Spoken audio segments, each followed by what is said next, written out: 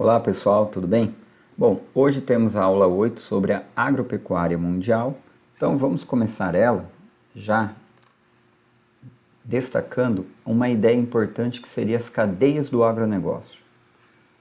Bom, quando falamos em cadeias do agronegócio, o que a gente tem que lembrar? Primeiro de tudo, é aquela ideia de uma aproximação da produção do campo com a produção da cidade, ou seja, cada vez mais as características da produção urbana industrial, elas são incorporadas ao campo.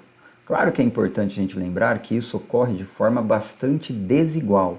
Então, o campo hoje, ele vai ter vários tipos de produção, desde uma agricultura familiar, também uma agricultura de subsistência, a plantation e o agronegócio. Vamos destacar esses dois aqui e, devido às proporções, claro, o agronegócio, aquela ideia de um capitalismo mais voltado para uma modernização da produção, a internacionalização da economia, a noção de capitalismo global, esse atual capitalismo financeiro. Então, você está financeirizando, você pode estar aí capitalizando a agricultura. A plantation vai ser muito caracterizada aí por grandes propriedades, uma menor modernização do campo, às vezes muito baixa, grande exploração do trabalho e a monocultura. Bom, claro, o agronegócio ele pode acontecer em pequenas e grandes propriedades. Hoje, vamos destacar essas duas ideias, então, um mais capitalizado, o agronegócio, e a plantation menos capitalizado. O agronegócio pode ocorrer em grandes propriedades, como também em pequenas propriedades. Uma cadeia do agronegócio é característica dos espaços, é uma característica comum dos espaços mais desenvolvidos da agricultura mundial, em que você tem uma rede de fornecedores que vão fornecer aí para viabilizar, melhorar a produção do campo e também uma cadeia de processamento. Então, o campo enviar para empresas dedicadas ao processamento das mercadorias.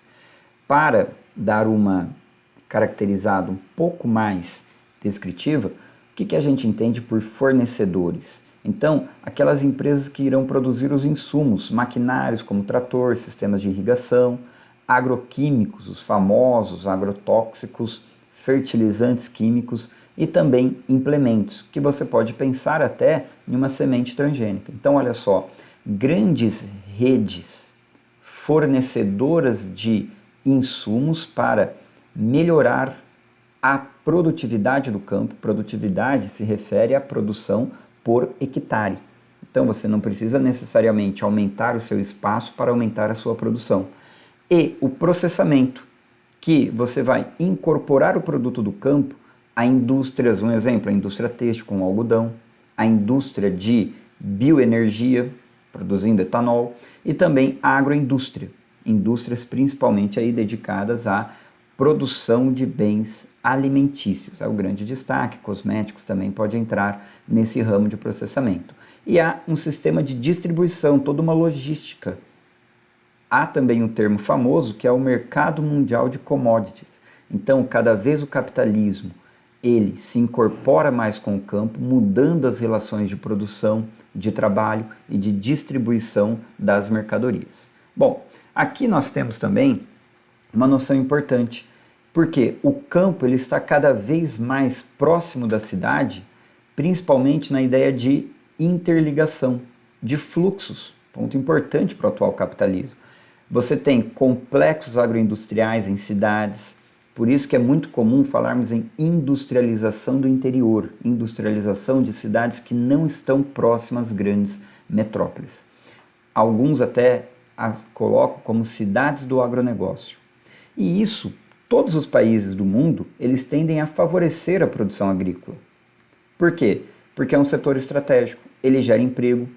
Em um momento em que cada vez a automação, a robotização deixa mais complicado você estar gerando emprego no seu país, vai gerar renda, muitos terão exportações, então todo o capital que vai entrar vai ajudar com a sua balança comercial e também, olha só, segurança alimentar seria a ideia de viabilizar alimentos com um preço aí baixo para o seu país. É uma forma muito importante de você controlar a inflação. E segurança energética. O Brasil é um exemplo com o etanol. Os Estados Unidos também tem a questão do etanol. Lá é mais comum a produção com milho. Aqui há um predomínio do etanol da cana-de-açúcar. Tudo bem? Então, são setores que você pode até mesmo ter grandes transnacionais que irão influenciar, vão trazer investimentos para outras áreas do mundo. Tudo bem? E outra característica marcante do capitalismo seria essa ideia de criar tensões. Então, uma marginalização, muitos não conseguem acompanhar essa modernização do campo, a exigência de grandes investimentos, a modernização com a mecanização provoca o desemprego, e isso no campo resulta no êxodo rural, e também a concentração de terra. Claro, é uma tendência também, assim como as empresas transnacionais, elas tendem a criar fusões, criar associações. No campo, o que a gente percebe? Um processo de perda da terra daqueles que não conseguem se capitalizar, concorrer aí a essa economia cada vez mais global na produção agrícola. E há também os problemas no campo, os problemas ambientais. Tudo bem? Bom, se olharmos aqui essa escadinha, a ideia é termos a noção do que é necessário quando a gente está estudando. Então, lembrar de alguns assuntos que já foram trabalhados, por exemplo, capitalismo global, entender o que seria esse capitalismo global, que é a internacionalização da produção, produção vem se modernizando do Fordismo para o Toyotismo, já se fala de quarta revolução industrial, e a ideia dos fluxos de capitais, de informações, de mercadorias. Bom, no campo, onde que a gente percebe no crescimento das cadeias do agronegócio, que acabamos de ver, e o aumento das desigualdades. Tudo bem? Aqui temos algumas imagens que passam essa nova ideia da agricultura se modernizando e também trazendo desequilíbrios sociais, econômicos e até mesmo ambientais. Uma fazenda moderna, o que a gente percebe? Uma produção buscando aquela ideia da cidade. Tempo é dinheiro, colheitadeiras, plantadeiras, adubadeiras, sistemas para armazenar a mercadoria, caminhões. Então, toda uma logística já formada. Agroindústrias no campo, essa ideia de aproximar as características de produção, de transformação da cidade. Olha só, sistemas logísticos, grandes navios que vão levar commodities para diferentes regiões do mundo. A industrialização via grandes transnacionais, então a ideia dos alimentos ultraprocessados. E aqui eu coloquei impactos socioambientais, o desmatamento, por exemplo. Para quê? Para expandir essa produção agrícola. Bom, se pensarmos no mercado mundial, aqui uma imagem muito comum em provas sobre a produção do mundo e os fluxos comerciais, e no outro mapa já o mercado mundial agrícola. Claro que ainda há um predomínio do trio mais poderoso do capitalismo mundial, a Ásia Oriental, Europa, América do Norte, mas é interessante também destacarmos essa ideia de que os fluxos dos países menos desenvolvidos, observar a América do Sul, eles acabam ficando maiores. Daí a famosa divisão internacional do trabalho, o papel deles como fornecedores de produtos, principalmente primários. Isso já prova uma desigualdade que a divisão internacional do trabalho, a famosa DIT, vai trazer. Interessante também a gente olhar as principais potências agrícolas do mundo. Então, quando fala de agricultura, claro que tem um peso muito grande nas exportações de países não desenvolvidos. Mas é interessante observar que as exportações agrícolas em bilhões de dólares, olha quem lidera: Estados Unidos como país, como região, bloco econômico, a União Europeia. Claro que a União Europeia tem muito comércio entre eles, sempre é bom lembrar essa questão da facilidade que a própria organização desse bloco acaba trazendo.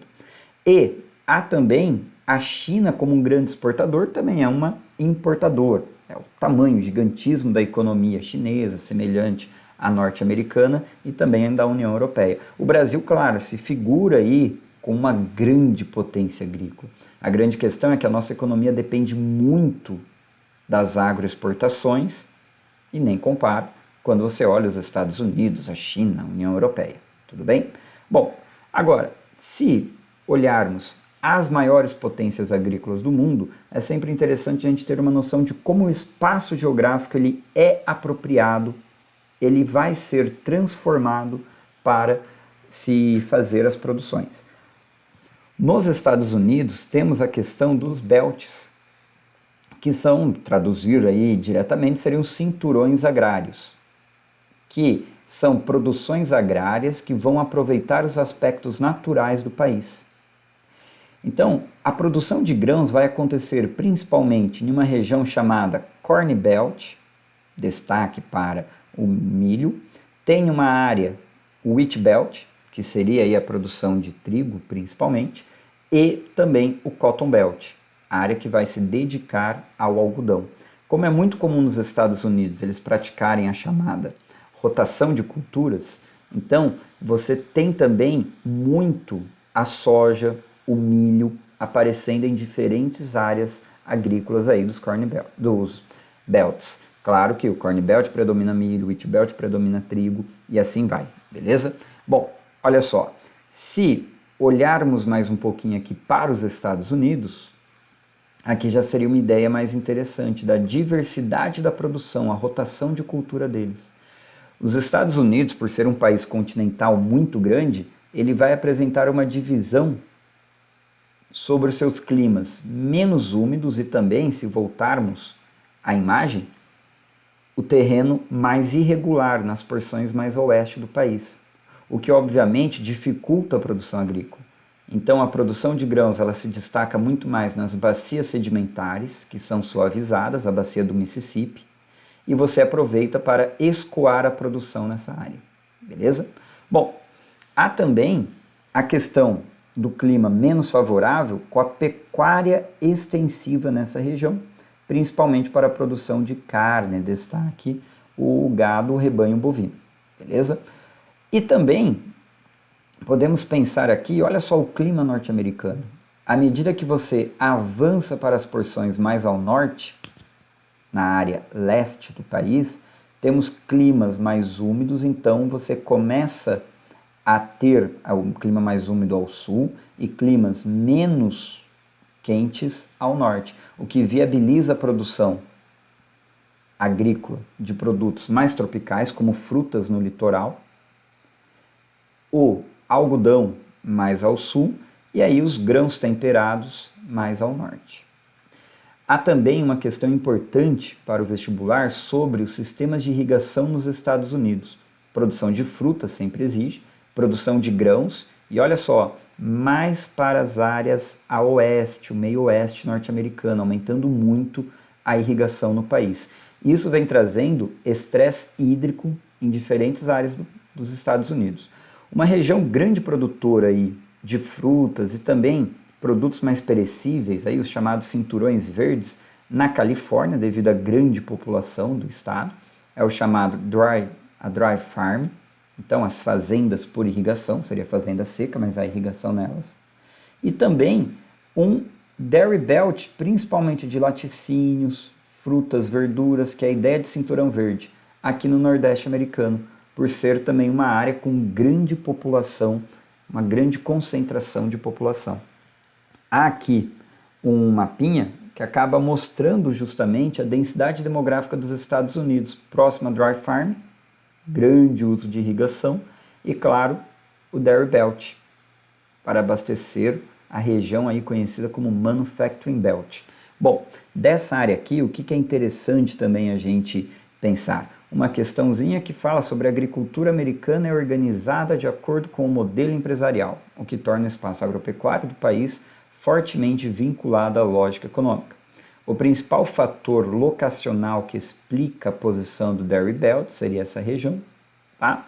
Obviamente, mercado consumidor urbano, beleza? Então é a organização da economia agrária norte-americana.